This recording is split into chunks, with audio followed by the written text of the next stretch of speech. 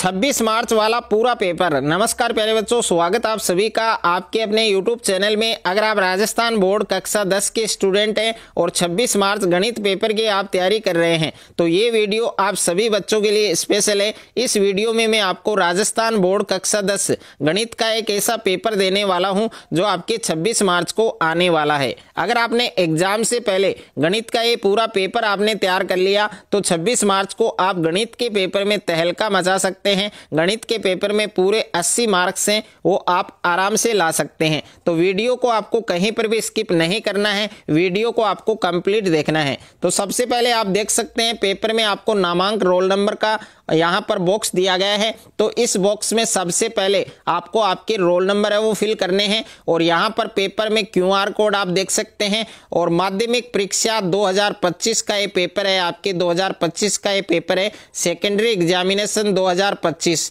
और गणित का पेपर है, आपके मैथमेटिक्स का पेपर है और टाइमिंग है वो आपको दिया गया है, समय है वो आपको 3 घंटे 15 मिनट का दिया गया है। यानी 3 घंटे 15 मिनट में गणित का ये पूरा पेपर आपको सोल्व करना है।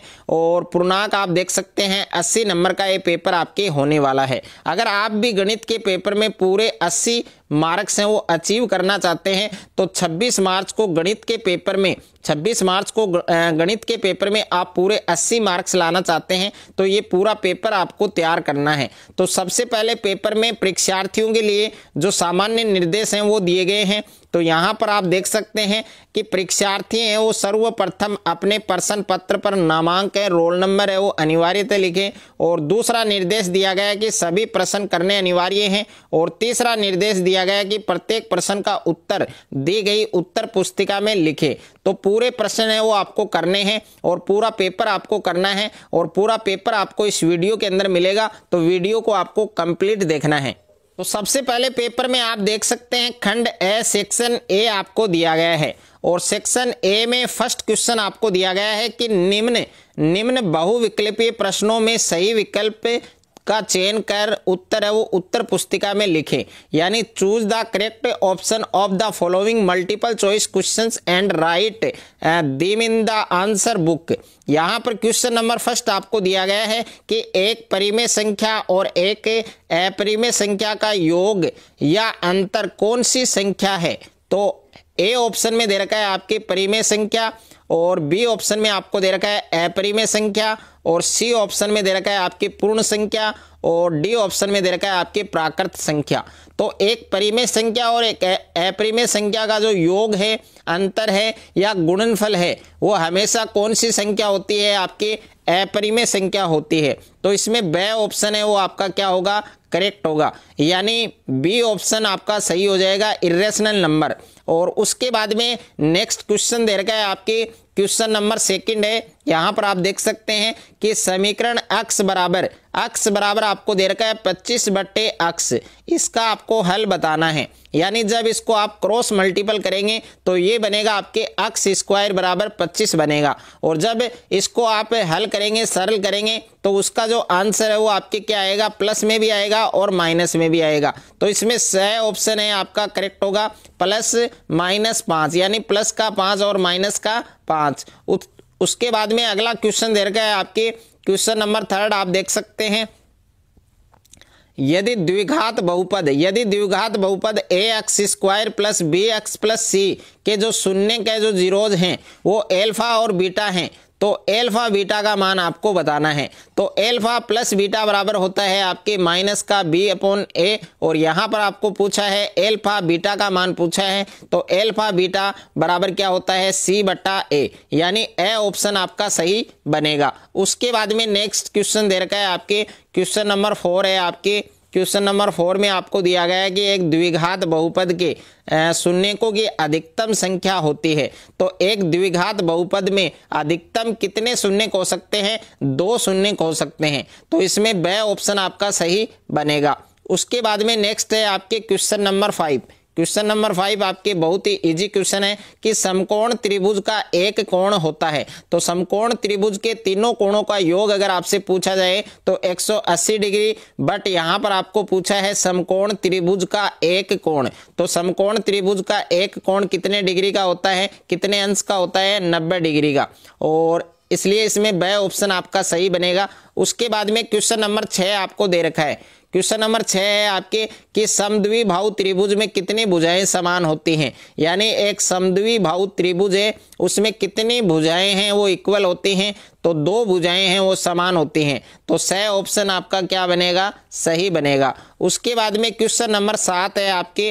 क्वेश्चन नंबर 7 में आपको दिया गया है कि कोस स्क्वायर 45 का मान होगा, तो ए ऑप्शन में आपको दे रखा है 1/√2 और ब ऑप्शन में दे रखा है √3/2 और स ऑप्शन में दे रखा है 1/2 और द ऑप्शन में दे रखा है 1/√3। तो इसका सही उत्तर क्या होगा आपके ऑप्शन नंबर से, यानी कोस स्क्वायर 45 डिग्री का मान क्या होगा आपके 1/2 होगा। उसके बाद में नेक्स्ट है आपके क्वेश्चन नंबर 8 आपको दिया गया है। क्वेश्चन नंबर 8 आप पढ़ सकते हैं कि एक वृत्त पर कितनी समांतर स्पर्श रेखाएं खींच सकते हैं। How many parallel tangent lines can be drawn to a circle, यानी एक वृत्त है उस पर कितनी समांतर स्पर्श रेखाएं खींची जा सकती हैं।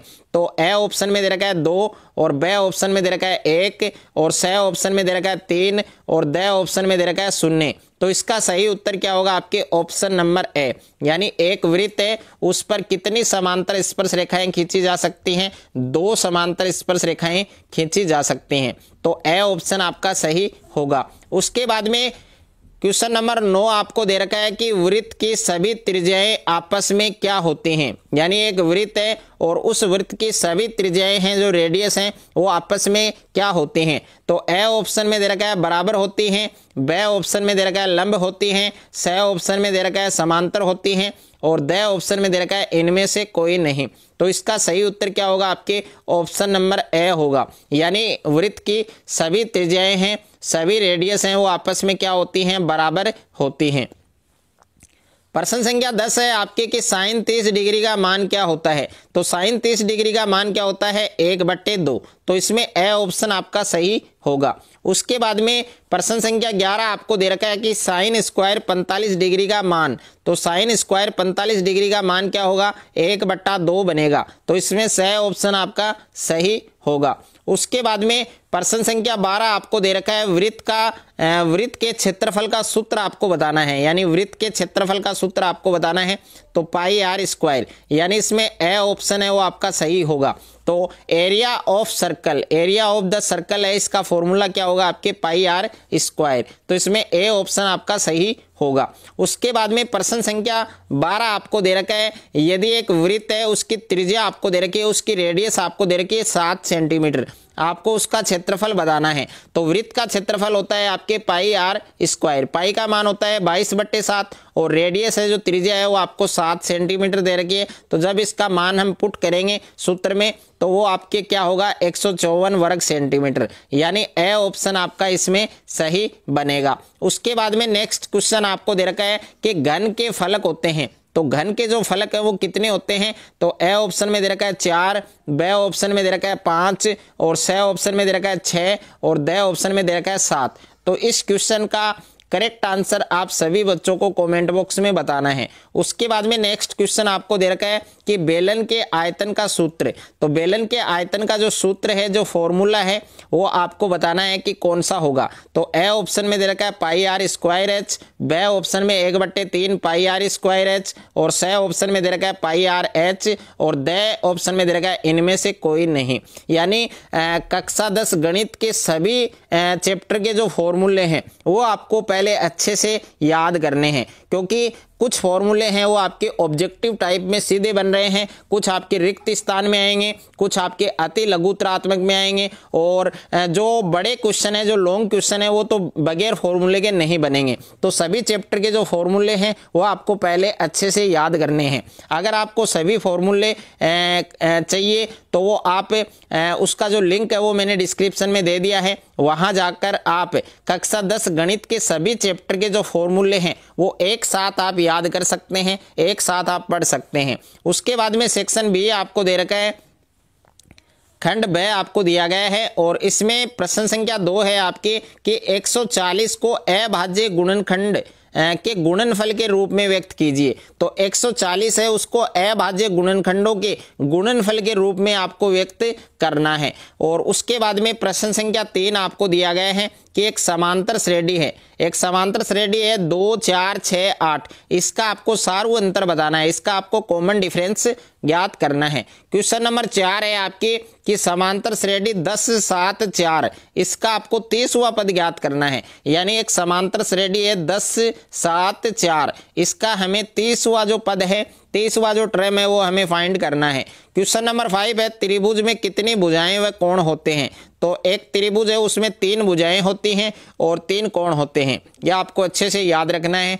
उसके बाद में क्वेश्चन नंबर 6 आपको दिया गया है कि समकोण त्रिभुज को परिभाषित कीजिए। तो समकोण त्रिभुज है उसकी आपको परिभाषा लिखनी है और इसका डायग्राम भी बनाना है। क्वेश्चन नंबर 7 है कि वृत्त को 2 बिंदुओं पर प्रतिच्छेद करने वाली रेखा क्या कहलाती है। तो वृत्त है उसको 2 बिंदुओं पर प्रतिच्छेद करने वाली, 2 बिंदुओं पर काटने वाली जो लाइन होती है, जो रेखा होती है, उस रेखा का नाम होता है छेदक रेखा। और उसके बाद में प्रश्न संख्या 8 है आपके, यदि किसी शंकु की लंबाई एच है वो 12 सेंटीमीटर दे रखी है और जो त्रिज्या है रेडियस है वो 5 सेंटीमीटर दे रखी है, तो उसकी तिर्यक ऊंचाई है वो हमें ज्ञात करनी है, उसकी स्लेंट हाइट है वो हमें फाइंड करनी है। और उसके बाद में क्वेश्चन नंबर 9 है कि दो वृत्तों की परिधियों का जो अनुपात है वो 2:3 दे रखा है, तो इनकी त्रिज्याओं का अनुपात क्या होगा। तो इनकी त्रिज्याओं का अनुपात है वो आपको ज्ञात करना है। उसके बाद में सेक्शन सी है आपके खंड 6 है और खंड 6 में प्रश्न संख्या 10 है कि एक अलमारी में 10 हिंदी की पुस्तकें और 15 गणित की पुस्तकें रखी हैं। सीता एक पुस्तक यादृच्छिक निकालती है, ज्ञात कीजिए। तो इसमें फर्स्ट में पूछा है हिंदी की पुस्तक आने की प्रायिकता और दूसरे में पूछा है गणित की पुस्तक आने की प्रायिकता। उसके बाद में अगला क्वेश्चन दे रखा है आपके क्वेश्चन नंबर 11। क्वेश्चन नंबर 11 है कि निम्न में x और y का मान ज्ञात कीजिए। तो ये टेबल बनी हुई है, इसमें वर्ग दे रखा है आपको, इसमें बारंबारता दे रखा है, इसमें आपको CF दे रखा है। तो यहाँ पर x की जो वैल्यू है वो क्या होगी, तो x का मान कितना होगा 5। उसके बाद में देखिए इनको क्रॉस आपको ऐड करना है, तो 6 और 5 क्या बना आपके 11 और 11 और 3 आपके क्या बना 14 और 14 और 2 आपके क्या बनेगा 16। तो y का मान आएगा आपके 16 और x का मान क्या आएगा आपके 5। उसके बाद में नेक्स्ट क्वेश्चन आपको दे रखा है क्वेश्चन नंबर 12 कि बिंदुओं 2 7 और 8 5 को मिलाने वाले रेखाखंड के मध्य बिंदु P के निर्देशांक है वो हमें ज्ञात करने हैं। और उसके बाद में नेक्स्ट दे रखा है आपके प्रश्न संख्या 13। प्रश्न संख्या 13 है कि संख्या 6 और 20 के अभाज्य गुणनखंड विधि से HCF और LCM है वो आपको फाइंड करना है। और उसके बाद में प्रश्न संख्या 14 आपको दिया गया है कि बहुपद x² - 3 के शून्य ज्ञात करने हैं। इसके जो जीरोज है वो हमें फाइंड करने हैं तथा शून्यकों का योग और गुणनफल है वो भी हमें ज्ञात करना है। प्रश्न संख्या 15 है यदि किसी समांतर श्रेणी के प्रथम और अंतिम पदों का योग दे रखा है 49 और इसके 16 पदों का जो योगफल है वो हमें ज्ञात करना है। उसके बाद में प्रश्न संख्या 16 आपको दिया गया है कि 1 - 10² 45 अपॉन 1 + 10² 45, इसका वैल्यू बताना है, इसका मान क्या होगा वो हमें ज्ञात करना है। और प्रश्न संख्या 17 है कि किसी वृत्त की परिधि 88 सेंटीमीटर है, तो वृत्त का व्यास क्या होगा, तो वृत्त का व्यास है वो हमें ज्ञात करना है। उसके बाद में खंड 10 है आपके सेक्शन डी है और सेक्शन डी में निम्नात्मक प्रश्न है आपके। तो प्रश्न संख्या 18 आपको दे रखा है कि 20 बल्बों के एक समूह में 4 बल्ब हैं वो खराब हैं, इस समूह में से एक बल्ब यादृच्छिक निकाला जाता है, इसकी क्या प्रायिकता है कि यह बल्ब है खराब होगा। तो खराब बल्ब होने की प्रायिकता है वो हमें ज्ञात करनी है। उसके बाद में नेक्स्ट क्वेश्चन आपको दे रखा है, यहाँ पर क्वेश्चन नंबर 20 आप देख सकते हैं कि जांच कीजिए कि क्या निम्न द्विघात समीकरण है अथवा नहीं। तो ये आपको जांच करके बताना है कि ये क्वाड्रेटिक इक्वेशन बनेगा या नहीं बनेगा। उसके बाद में प्रश्न संख्या 21 है कि प्रथम हजार धन पूर्णांकों का योग ज्ञात कीजिए। और क्वेश्चन नंबर यह आपके 22 है कि 3 सेमी त्रिज्या वाले वृत्त के केंद्र से 5 सेमी दूर स्थित बिंदु P से वृत्त पर स्पर्श रेखा खींची गई है। स्पर्श रेखा की जो लंबाई है, टेंजेंट की जो लेंथ है वो हमें फाइंड करनी है। और उसके बाद में प्रश्न संख्या 23 है cosec square 45 into sec square 30 into sine square 90 into cos 60 degree का जो मान है वो हमें ज्ञात करना है।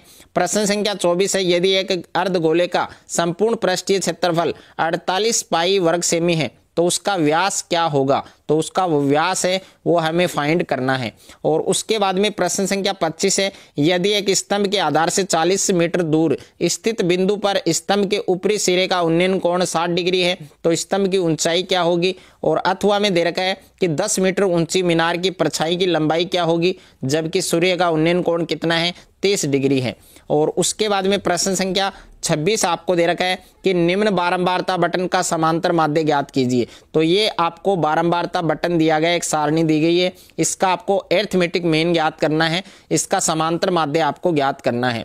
और उसके बाद में नेक्स्ट है आपके अथवा में 100 छात्रों के प्राप्तांक निम्न सारणी में दिए गए हैं, इनसे माध्य ज्ञात कीजिए। यानी इस बटन सारणी का आपको माध्य का मीडियन है वो आपको फाइंड करना है। और उसके बाद में प्रश्न संख्या 27 है, उस बिंदु के निर्देशांक ज्ञात कीजिए जो बिंदुओं 3, 2, 4, 5 को मिलाने वाले रेखाखंड को 2:3 के अनुपात में अंतः विभाजित करता है।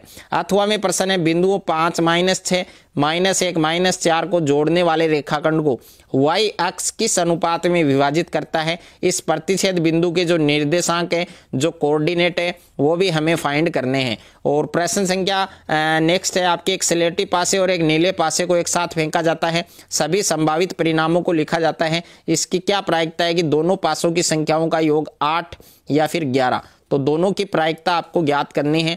अथवा में भी प्रश्न दे रखा है आपके कि एक डिब्बे में 5 लाल कंचे, 8 सफेद कंचे और 4 हरे कंचे हैं, इस डिब्बे में से एक कंचा यादृच्छिक से निकाला जाता है, इसकी क्या प्रायिकता है कि निकाला गया कंचा लाल होगा, सफेद होगा, हरा नहीं होगा। तो तीनों की जो प्रोबेबिलिटी है, प्रायिकता है, वो हमें फाइंड करनी है। तो पूरा पेपर मैंने इस वीडियो के अंदर आपको बताया है, पूरा पेपर आपको एग्जाम से पहले अच्छे से आपको सोल्व करना है। अगर आपको ये वीडियो अच्छा लगे तो वीडियो को आप ज़्यादा से ज़्यादा शेयर करें, ज़्यादा से ज़्यादा वीडियो को लाइक करें, और चैनल पर आप नए हैं तो चैनल को आप सब्सक्राइब कर लीजिए और साथ में नोटिफिकेशन बेल को प्रेस कर लीजिए।